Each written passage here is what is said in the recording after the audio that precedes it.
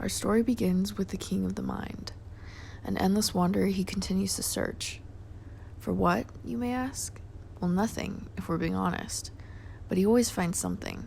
And on this particular day, he stumbled into a group of frantic citizens. The king asked the citizens what they were discussing, to which they replied that there was a war brewing. The king began to panic. How does a king not know war in his own kingdom?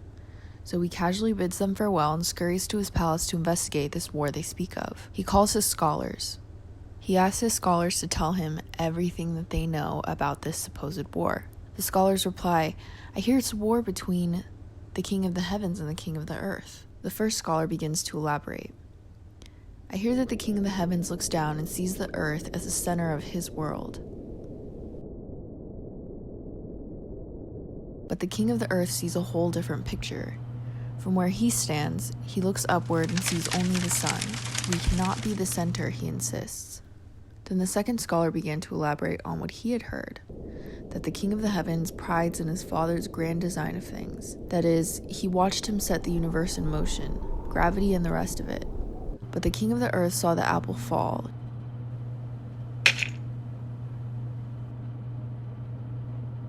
He sees waves of the ocean and the moon in the distance, and knows now that his kingdom is ruled by set laws, natural ones, belonging to the ground he walks, not a hand in the sky. Then the third scholar began to offer what he had heard, that the king of the heavens watched his father mold the creatures of the universe, each having unique parts for what he knew they would experience, each designed with intention and beautifully so. But the king of the earth watched as creatures of the sea became creatures of the land and creatures of the sky. After hearing all of this, the king of the mind was not satisfied at all. He sat anxiously in his chair as the three men spoke, handling each point as it came. He thought, is that all?